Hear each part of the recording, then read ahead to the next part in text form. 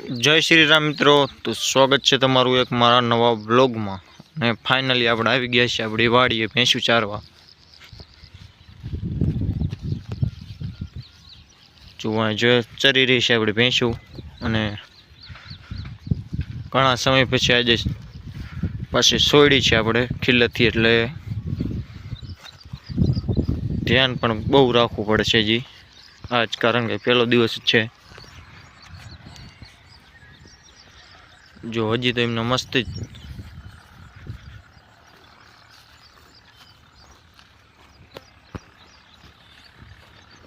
Gym gym हवे आपणे सोड़ता रहीशुं, time थशे एम हवे हरखी रीते चरवा मळशे।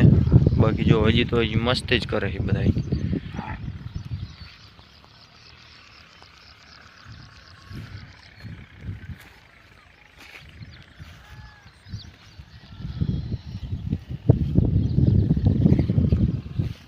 આપણા એટલે આજે લાયા છીએ પશુ 2 દિવસ પછી જે આપણે વાડીએ બીજી પાડીયું બાંધી છે એ પણ લાવવાની છે, કારણ કે પહેલો દિવસ છે એટલે પાડીયું જે નાની નાની છે એટલે કંદડે બહુ, એટલે જે આજે આપણે મોટી મોટી ભેંસું જ લાયા છીએ। જો આમ આપણી પગાર આવી બે શીંગડામાં જો ગાદો લઈને આવે। હવે છે ને હાથી જેવા જનાવરની પાછા પડે।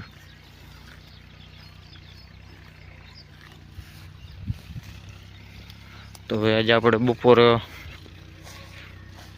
2 વાગ્યા સુધી અહીં ચારશું, પછી જવા દઈશું આપણી વાડીએ। જો બધા ગાદામાં આરોટ ગયા છે, શીંગડામાં જો ગાદા ભરી ભરીને આવ્યા।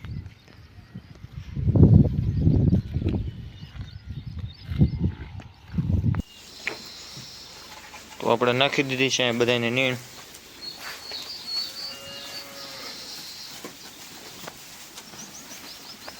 અને કાલ સાંજે પણ પાછો વરસાદ આવ્યો હતો તો આ કરી નાખ્યું છે કીચડ।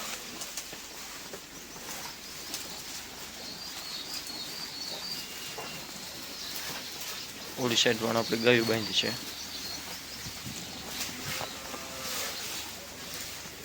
આપણી આ ભેંસ પણ થોડાક સમયમાં વીએ છે।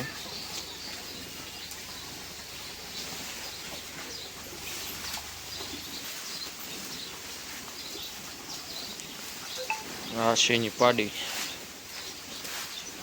આપણે બધી ભેંસો અત્યારે ગાભણી છે। જુઓ કિચન,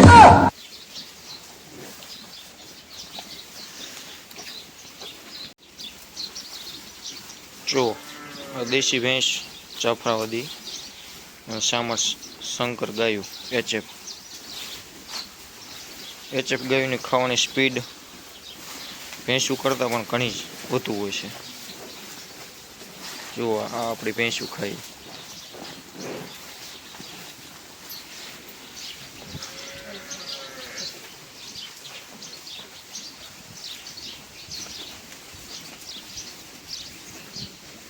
પાછળી આપણે 2 દિવસથી બીમાર છે વરસાદના કારણે, માખીઓ વધી છે એના કારણે। 2 દિવસમાં હાવ ખાવાનું પણ સાવ ઓછું ખાવાનું।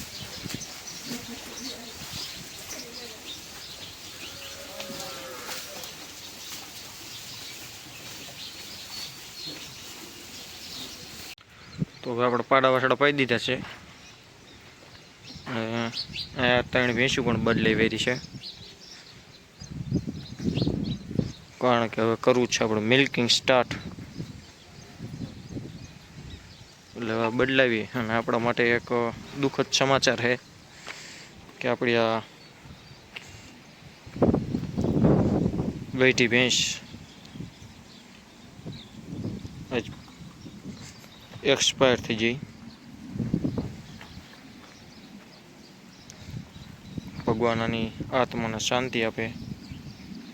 પશુપાલનની લાઈનમાં જ્યારે આપણે ચડ્યા આજથી 6 વર્ષ પહેલાં, ત્યારે આપણે સ્ટાર્ટ આ ભેંસેથી ચાલુ કર્યું હતું। આપણી ફર્સ્ટ નંબરની ભેંસ આ છે, જે આજે આપણને છોડીને વહી ગઈ છે।